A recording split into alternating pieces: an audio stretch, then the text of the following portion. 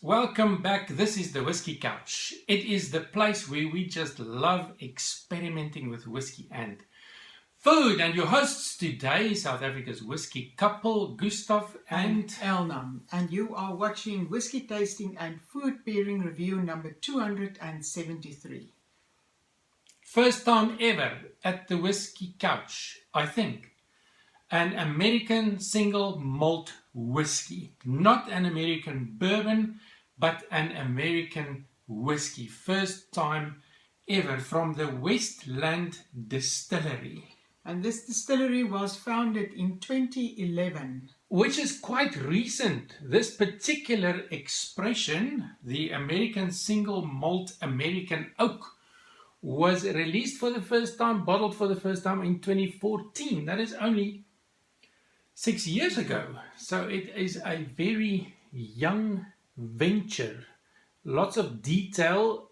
If you can pause the video, then you can read what it says there.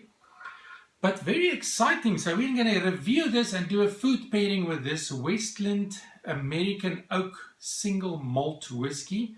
And in the next video, we would love to compare it with the Slaughterhouse American Whiskey. And we will see which one is our favorite. Very difficult to get hold of American whiskey or bourbon in South Africa.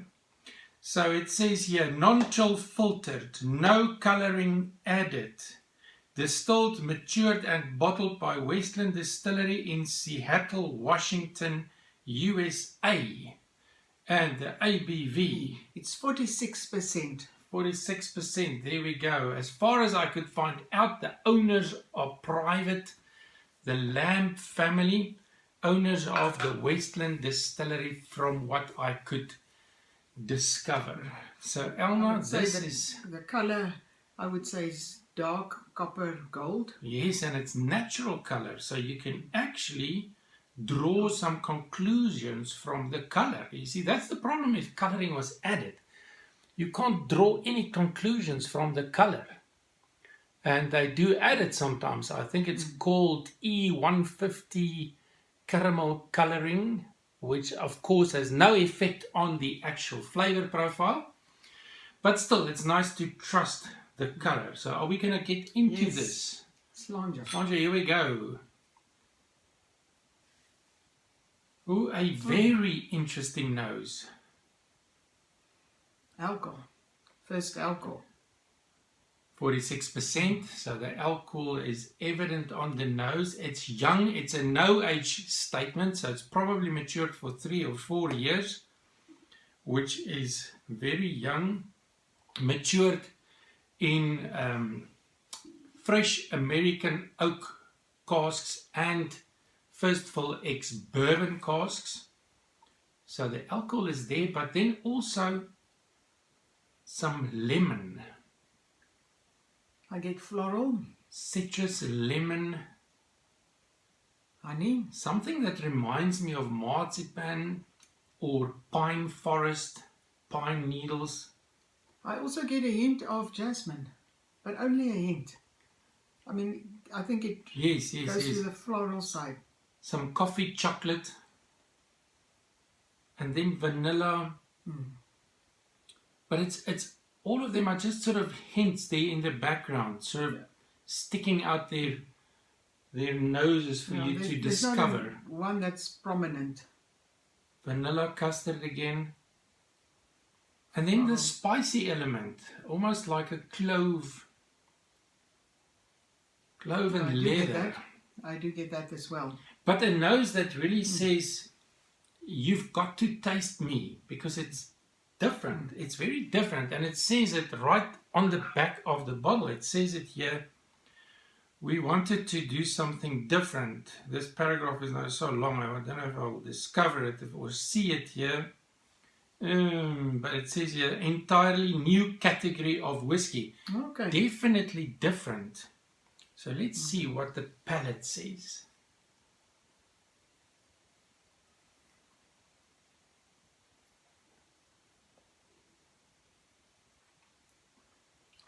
Definitely different. Definitely different. It's rich. My first impression. Definitely rich. It's rich. There's a lot going on. But sweet as well. Sweet. And then again, that pine needles is stuck with me. A taste that I think you would taste if you would chew pine. You know that. Yes. It's quite an interesting.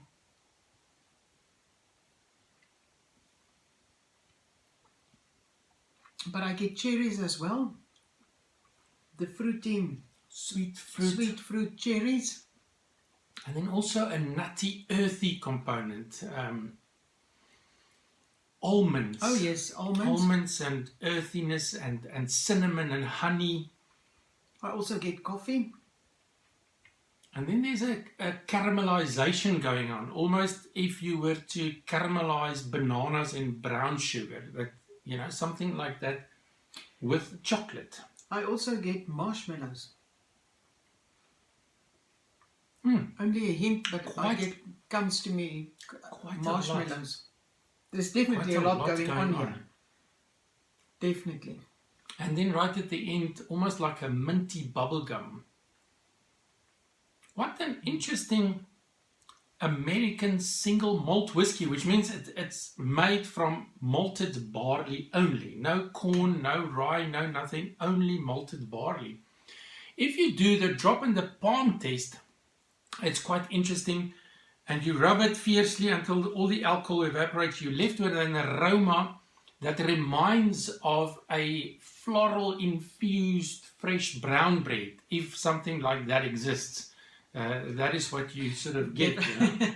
We must definitely conjuring try that. up. Yeah. It conjures up this whole picture in your mind. Elna, what do you think of the finish? The finish is medium long, but I like the finish. I like that it's not short finish. I like the medium. It's medium lingering. long. It's lingering. It's lingering. It stays with you for a while, and there's some caramel and coffee and marmalade. Yeah. But there's a also spicy edge. Yeah, the spicy edge, a little bit of pepper, but not overwhelming. Only a hint. So after a few drops of water, what's going to happen with this single malt whiskey from America? A few drops of water, you can see the reaction on the glass. Look at the legs, they're forming now a little bit more quicker with the water added. On the nose,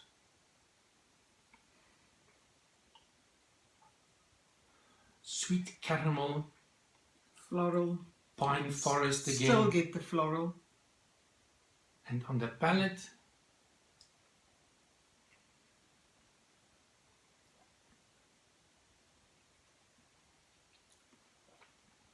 I prefer it with water. A few drops of water makes it more creamy. And there's more cherries there for me. Also sweet. With the honey and the earthiness and the cinnamon and spice envelope. But I also get nutmeg now. The nuttiness is also something that lingers, that stays with you. Almond and nutmeg. Yes. For a no-age statement, around 900 Rand, if you are lucky enough to get this in South Africa, which translates to about £50 or about $60 US, is on the expensive side for a young whiskey like this, but so interesting because there is nothing like this available in South Africa.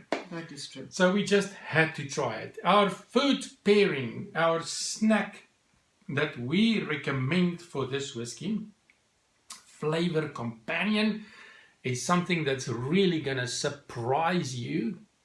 Elna, just get that smell. Isn't this just something you want to just jump on it and devour it? This is a pumpkin, cinnamon and honey bread. Pumpkin, cinnamon and honey bread with a thick layer of butter. So we want to connect with the honey and the cinnamon and the earthiness with this snack here. Right. So I'm going to give you a piece here. And it's freshly baked. Our daughter baked it. Home so we are baked, yes. Very glad that she was here. So she made some homemade pumpkin bread. So let's taste.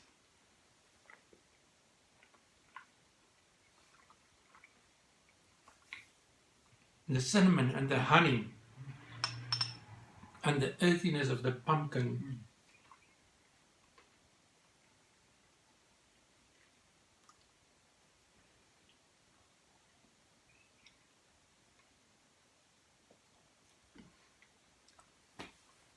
Doesn't that just improve your entire taste experience? And I think what Audrey did well with baking this bread is the honey is not prominent, the cinnamon is not prominent, the pumpkin is not prominent.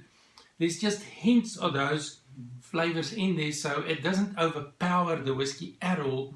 It actually just makes it more creamy and more smooth. Yeah, I agree. And it flattens out a little bit the peaks in the flavor profile.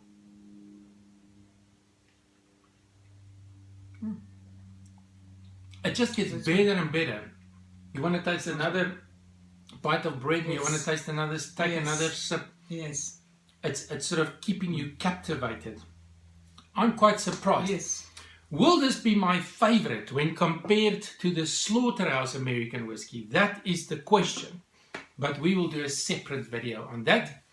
Until next time, thank you for joining us on this journey. Take care, stay safe. Cheers. Sláinte.